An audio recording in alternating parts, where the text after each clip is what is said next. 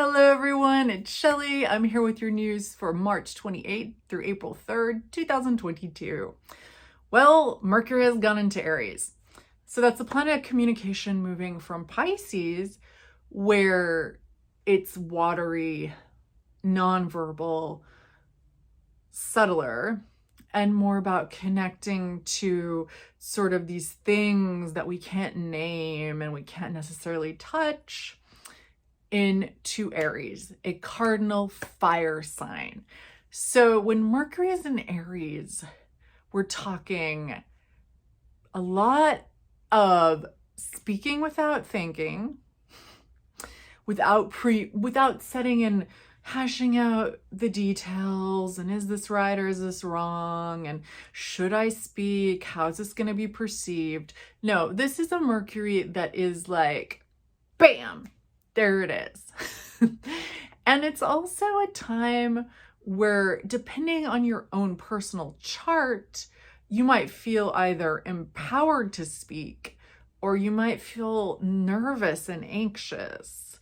So know that this fire can be useful because it helps us to get things moving. It helps us to go. It helps us to initiate. And it helps us to make an impact. But that also, you don't have to speak just because you're feeling prodded.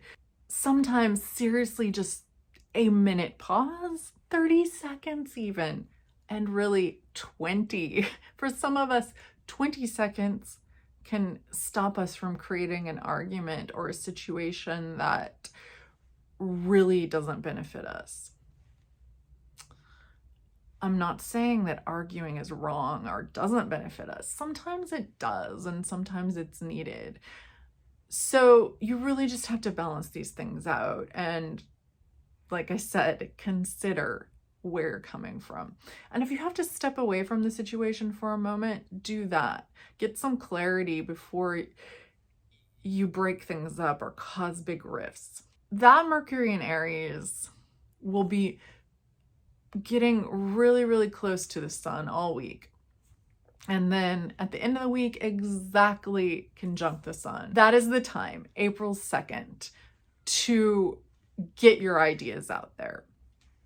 And the sun will be there benefiting them, adding that extra light, that extra push, so that what you say is heard. So take care to make sure what you're saying is what you want to be heard. If you're feeling prodded all week, take some extra time to sit with those thoughts and then test them out. Figure out your wording. It doesn't have to be perfect. You're going to make mistakes and people are going to take things the wrong way, but just having an extra moment to feel and to think and to wonder, is this what I want to say? And rewording it a little, that will help. So now I just want to talk about the movement of the moon for the week, because the moon is going to be in a series of signs that are touching on planets that are prominent right now. So at the beginning of the week, moon in Aquarius.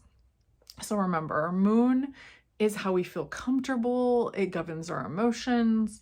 And moving into Aquarius, this is a more stoic moon, a moon that doesn't express as easily. When the moon touches on a planet, like the sun, it gives light to that planet.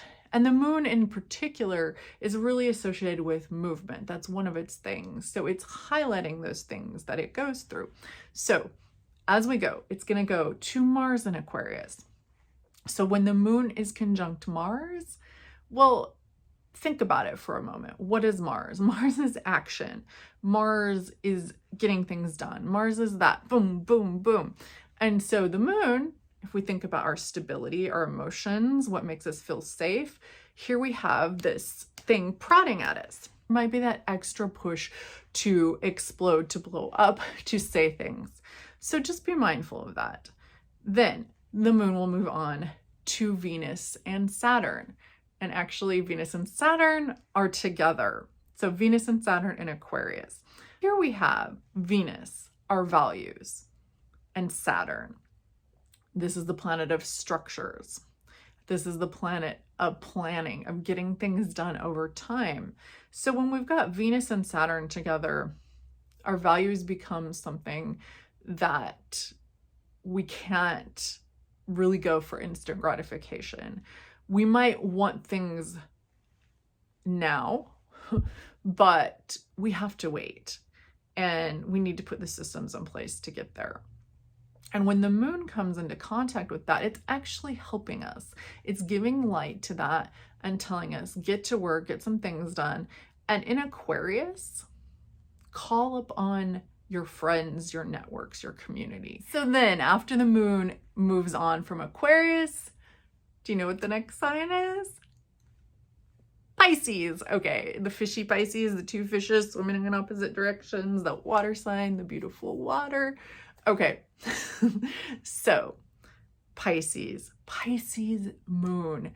This is a very feeling moon. It's a very juicy, abundant, emotional moon. It's a very empathetic moon. It's a moon that can have you feeling everything around you. If you need to just really take care of yourself, do what you need to take care of yourself. And know that that same moon is going to be conjunct Jupiter and Neptune in Pisces. So I talked about this in previous videos. Jupiter expands things. Neptune dissolves things and kind of makes it so that we might not know what's going on. Things are cloudy, things are dreamy. So fall into some art, fall into something that is healthy, that helps you get into that realm of where you don't have control, where you're acknowledging that you don't have control. So what I mean by this is healthy. Alcohol would fit this archetype, but be cautious with this because this is a way of losing control that is very Neptunian and Jupiterian and Piscean. Whereas if you create a container for something where you are safe and where you are able to expand, listening to music, doing art, or really anything that works for you. This could be something so simple as taking a bath, soaking into the water, and letting yourself drift. Then on March 31st or April 1st, depending on your time zone, the moon moves into Aries, a big shift again. Fire, cardinal sign, emotions. So yeah, like I talked about with Mercury, spontaneous, doing things without thinking, having that a lot of energy and needing to get out there and express it. So physical activity can be great during this time. So something else is in Aries, right? Mercury and the sun. So what happens when the sun and the moon come together in the same sign? New moon in Aries. So this is the new moon in Aries. This is the time to set out the year, to plan, to create, to really set something in motion. And it really can be small. It's not about doing the big thing. If you have a big thing, you can do a big thing, but it's really more about doing a small thing.